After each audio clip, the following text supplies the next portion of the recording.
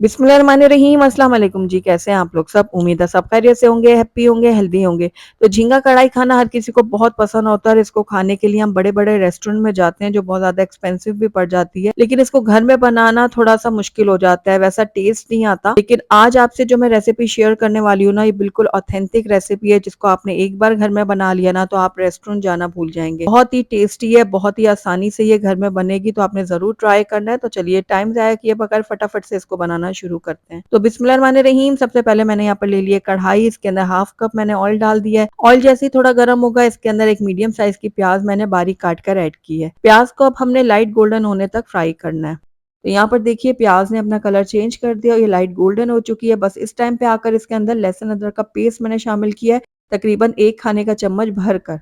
अब लहसुन अदरक को कुछ देर के लिए हम फ्राई करेंगे ताकि इसका कच्चापन जो है ना वो खत्म हो जाए।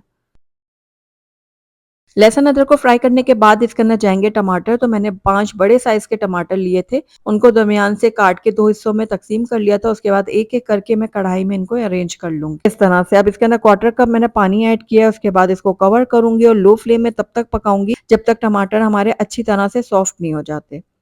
तो यहाँ पर देखिए तकरीबन 10 मिनट मैंने टमाटरों को पका लिया था और ये देखिए टमाटर हमारे बहुत अच्छी तरह से सॉफ्ट हो गए हैं और ये अपनी स्किन को छोड़ने में लग गए हैं। बस इस टाइम पे आकर इसकी स्किन जो है ना हम रिमूव करेंगे। तो चूंकि ये बहुत अच्छी तरह से गले हुए हैं ना तो आसानी से इनकी जो स्किन है ना वो रिमूव हो जाएगी। तो यहाँ पर देखिए सारे छिलके जो टमाटरों के थे ना वो मैंने अलहदा कर दिया। अब इनको हम डिस्कार्ड कर देंगे। अब यहाँ पर देखिए टमाटर हमारे बहुत अच्छी तरह से गले हुए हैं ना तो बहुत आराम से मैश हो जाएंगे। तो चमचे की मदद से हम इसको इस तरह से मैश करते जाएंगे और मिक्स करते जाएंगे। तो यहाँ पर देखिए कितने अच्छे सा इसका पेस्ट तैयार हो गया। बस इसके अंदर अब कुछ सूखे मसाले हम ऐड करते हैं। सबसे पहले 1 चाय का चम्मच मैंने कुटी हुई लाल मिर्च ऐड की है, 1 चाय का चम्मच मैंने लाल मिर्चों का पाउडर ऐड किया, हाफ टी स्पून इसके अंदर हल्दी पाउडर जाएगा, 2 चाय का चम्मच इसके अंदर मैं ऐड कर रही हूँ धनिया पाउडर और 1 चाय का चम्मच इसके अंदर मैं भुना हुआ कुटा हुआ जीरा पाउडर ऐड करूँगी। अब सारे मसालों को हम अच्छी तरह से भूनेंगे ताकि इनका जो कच्चापन है वो खत्म हो जाए। लगातार 1.5 से 2 मिनट के लिए मैंने मसालों को भून लिया। अब इसके अंदर हम ऐड करेंगे प्रॉन्स। तो मैं यहाँ पर तकरीबन आधा किलो झींगों का इस्तेमाल कर रही हूँ और झींगों में ख़ास किस्म की स्मेल होती है जिसको ख़त्म करना ज़रूरी होता है। तो उसके लिए मैंने क्या किया था, झींगों को पहले अच्छी तरह से वॉश किया, उसके बाद उसको मैंने सिरके वाले पानी में 2 से 3 मिनट के लिए डिप करके रख दिया। उसके बाद मैंने उसका पानी गिरा दिया और झींगों को मैंने दोबारा से अच्छी तरह से धो लिया था और उसको फिर मैंने छन्नी पे रख दिया ताकि उसका एक्सेस पानी निकल जाए। अब यहाँ पर मैंने झींगों को अच्छी तरह से मसाले के साथ मिक्स किया है। अब 1 से 1.5 मिनट के लिए हम झींगों को पकाएंगे मसाले के साथ और तब तक पकाएंगे जब तक झींगे से अपना पानी ना निकलना शुरू हो जाए। तो यहाँ पर देखिए तकरीबन 1.5 से 2 मिनट के लिए मैंने इनको पका लिया था और आप देख रहे हैं झींगों ने अपना पानी छोड़ दिया है। तो बस अब इस टाइम पे क्या करना है, हमने इसको कवर करना है और लो फ्लेम में हमने पकाना है इसको तकरीबन 5 से 6 मिनट के लिए।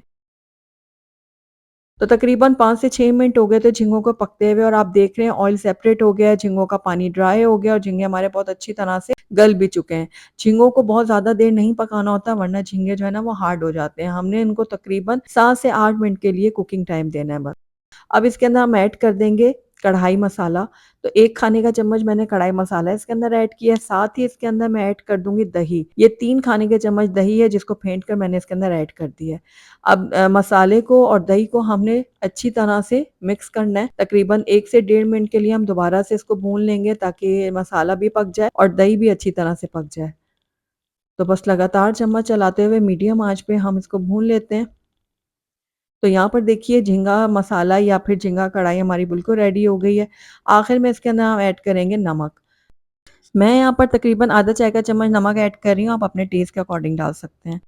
तो बस अब अच्छी तरह से हम नमक को भी मिक्स कर लेंगे और ये लीजिए हमारी बहुत ही ज़बरदस्त सी झींगा कढ़ाई या फिर प्रॉन मसाला बनकर जो है ना वो तैयार हो गया। बस अब इसके अंदर हम ऐड कर देंगे साबुत हरी मिर्चें। ये मोटी वाली हरी मिर्चें मैंने इसके अंदर ऐड की हैं, आप चाहें तो दरमियान से काट के भी इनको ऐड कर सकते हैं। हरी मिर्चों को भी कुछ देर पकाने के बाद इसके अंदर मैं ऐड करूँगी हरा धनिया। तो बारीक कटा हुआ हरा धनिया इसके अंदर डाल देते हैं और इसको भी मैं थोड़ा-सा मिक्स करूँगी और आखिर में इसके अंदर जाएगी बारीक कटी हुई अदरक। तो अदरक डालने के बाद हमारी झींगा कढ़ाई बिल्कुल रेडी है।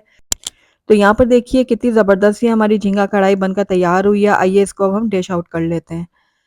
तो माशाल्लाह से बहुत ही ज़बरदस्त सी लुक आई है हमारी झींगा कढ़ाई की और ये दिखने में जितने टेम्प्टिंग लग रही है ना, ये खाने में उससे ज़्यादा मज़ेदार है। गरम-गरम नान और चपातियों के साथ इसको सर्व करें, सब घर वाले आपके फ़ैन हो जाएँगे। तो ज़रूर ट्राई कीजिएगा और ट्राई करके मुझे बताइएगा ज़रूर कि मेरी आज की रेसिपी आपको कैसी लगी। अगर अच्छी लगी है तो इसको लाइक ज़रूर कीजिएगा, फ्रेंड्स और फैमिली में इसको ज़्यादा से ज़्यादा शेयर कीजिएगा। अगर पहली दफ़ा मेरे चैनल पे आए तो काइंडली इसको सब्सक्राइब भी कर लें, साथ ही बेल आइकन को भी प्रेस कर दें ताकि मेरी हर नई आने वाली वीडियो की नोटिफ़िकेशन सबसे पहले आप तक पहुँचे। Thank you for watching. Allah हाफ़िज़।